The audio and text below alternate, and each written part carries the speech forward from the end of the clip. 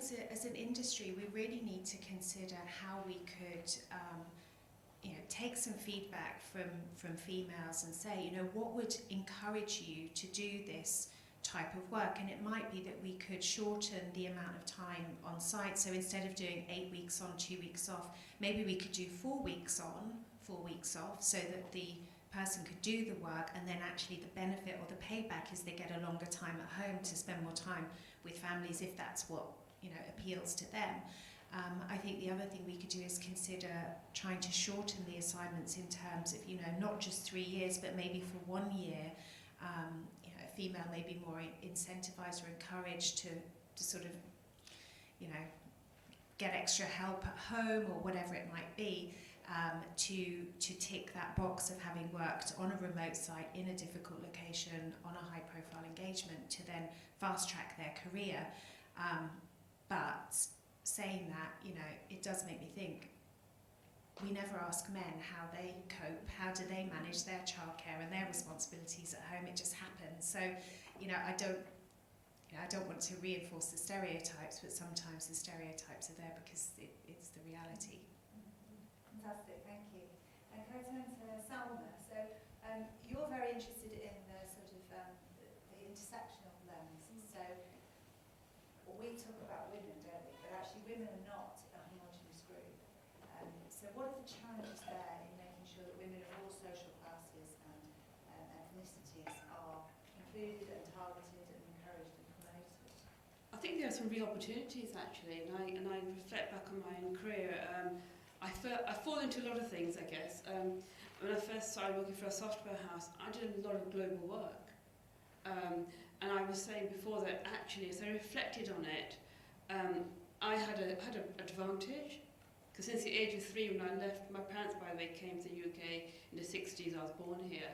From the age of 3, when I walked down the street to my local nursery and holding my mum's hand, I started to navigate different systems. Home was very different from school.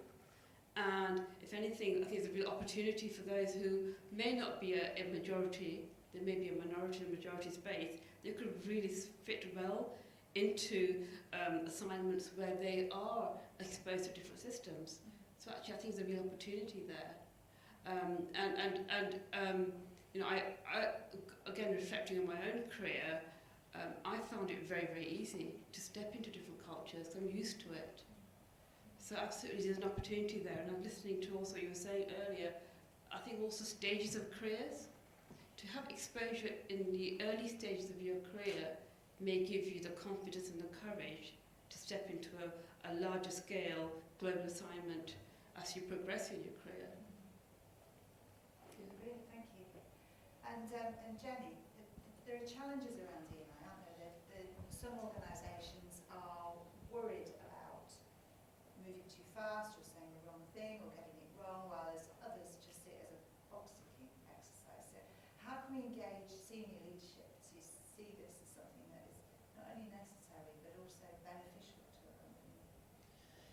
Yeah, so I think the key word there is about authenticity, isn't it? It's about, if you're going to tackle DEI, you need to do it with authenticity. You need to do it because it's more than the right thing to do.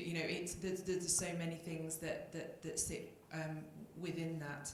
So to help organisations to really move the dial, as we're talking about today, I think there's very specifically, when you're kind of thinking about global mobility and how you're moving people around the world, it's thinking about, have we even considered where our adjustments and accommodations programme is within this? And most organisations that we audit haven't even thought about that question.